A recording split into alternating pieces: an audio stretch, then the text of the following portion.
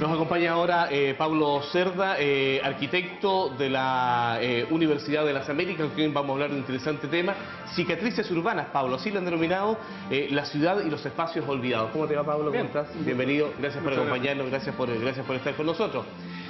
Cuando no sé, a mí, digamos, no siendo un conocedor del tema, cuando me dicen la ciudad y los espacios olvidados, uno dice, pero hoy día en la ciudad cada rincón, cada espacio se ocupa, cada lugar se utiliza, sobre todo cuando hay una casi explosión de construcción de viviendas, de edificios, sobre todo en una ciudad como Viña del Mar, y nos damos cuenta que por lo menos en el perímetro urbano o céntrico se utiliza todo, pero parece que hay algo que queda olvidado, siempre hay espacios que no se utilizan. Efectivamente, bueno, hoy en día la ciudad, bueno, y el sistema económico en el cual estamos viviendo, en general hay una utilización absoluta del territorio. Claro.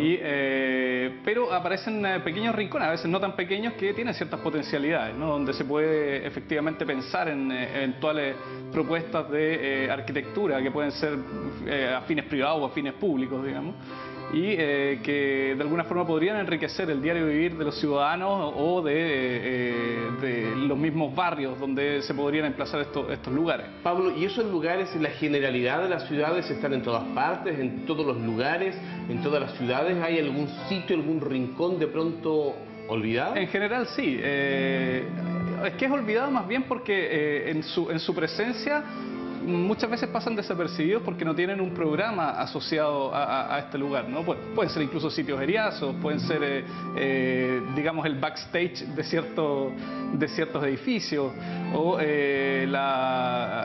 digamos, lo que queda entre otras situaciones, ¿no? Entre un volumen y otro, a veces, digamos, edificados, quedan de repente espacios que pueden ser potenciales acogedores de alguna otra situación de programa, ¿no?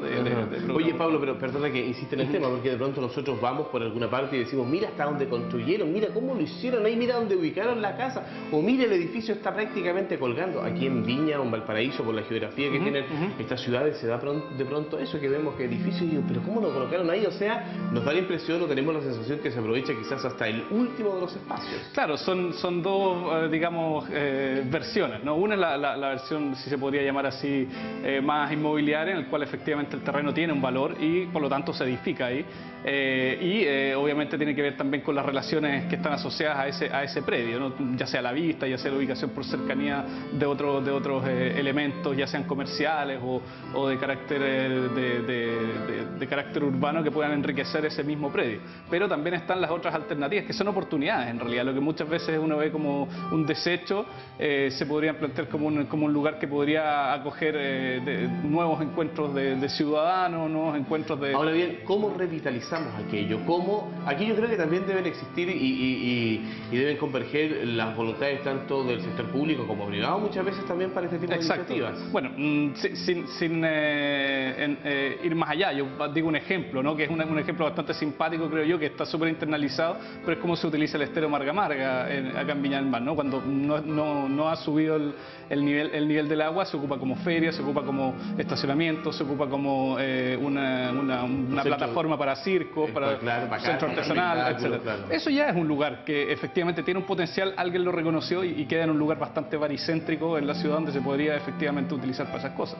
Pueden ser operaciones de ese tipo, bastante más etéreas, si se puede decir, Oye, o Pablo, cosas más concretas. Sí, pero también está la recuperación de lugares que de pronto damos como perdidos, a veces donde existe un microbasural, donde a lo mejor hay algún sitio heriazo y eso después se transforma en una plaza, en un pequeño parque, en un área verde, en un lugar de encuentro también de la sociedad, de la comunidad, de quienes viven alrededor. Efectivamente, hay incluso agrupaciones en Chile que se han encargado de ir recuperando lugares de ese tipo, es decir, transformar sitios heriazos en parques, pero para eso, efectivamente, como tú decías, hay que contar con la convergencia de los distintos actores del mundo, tanto público como privado, ¿no? Alguna iniciativa de algún profesional o de un grupo de profesionales que puedan proyectar, y quizás la municipalidad, que puede también hacer lo suyo, permitiendo, dando los permisos, quizás acercando las partes de los propietarios del terreno. Quizás. Sí.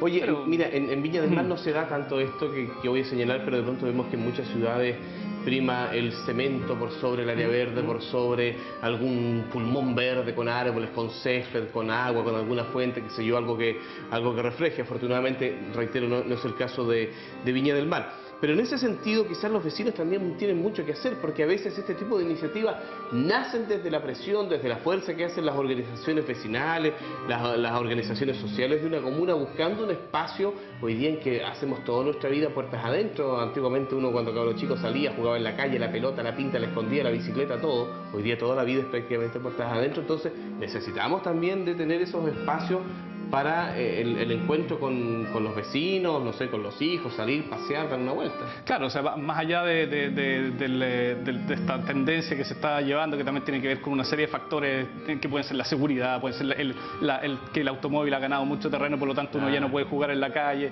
etcétera. Claro, se va generando una cosa un poco más introspectiva, ¿no? Pero también estos rincones de los cuales hablo, de estas famosas cicatrices, ¿no?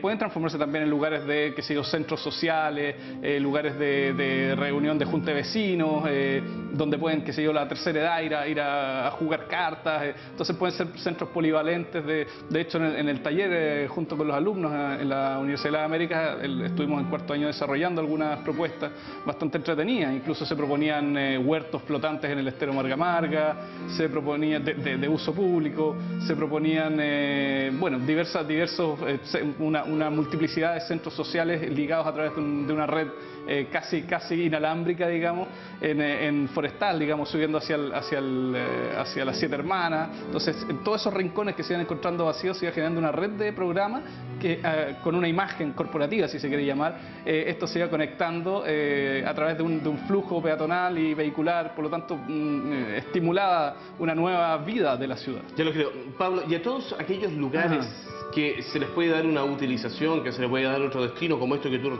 todos estos ejemplos, estos casos que tú recién has mencionado, es que se le denomina, se le llama como cicatrices urbanas. Es una denominación que nosotros de alguna manera elaboramos en el taller. No hay yo personalmente no conozco una denominación específica. En algunos lugares, por ejemplo, se le llama sprawl, una denominación en inglés que habla de ciertos lugares que van quedando así más bien ligados a la periferia de la ciudad, que es un concepto de los años 80, digamos, desarrollado en los países desarrollados.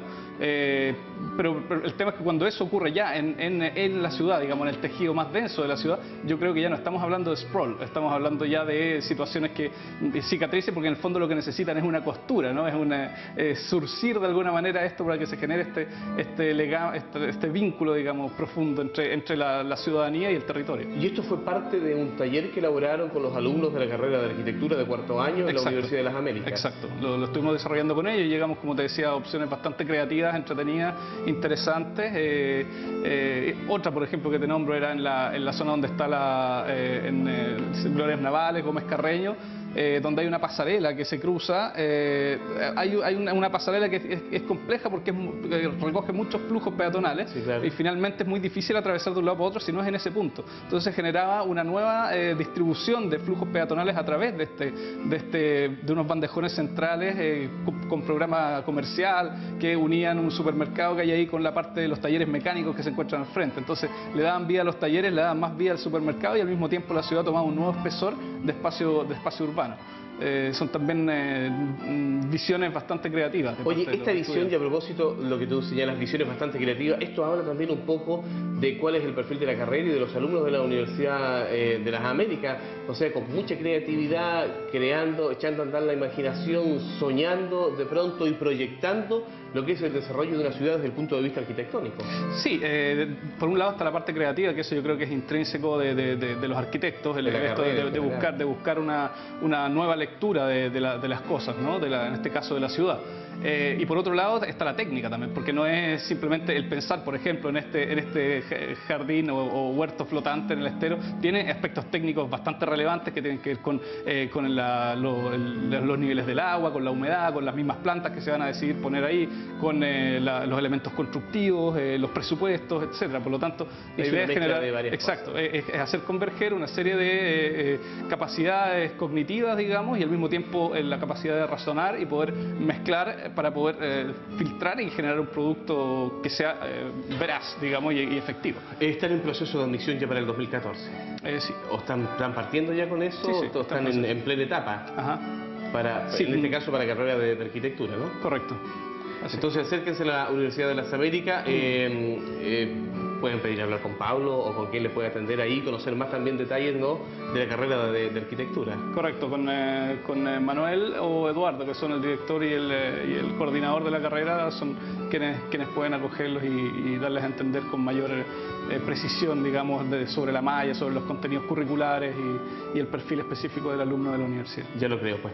Pablo, que te vaya muy bien. Bien, y gracias ha sido un por gusto. habernos acompañado. Gracias por haber estado con nosotros y muchas felicidades. Gracias por estar con nosotros. Tenemos que hacer una pausa pequeña, corta, ya volvemos, ya seguimos con ustedes aquí en Quinta Visión.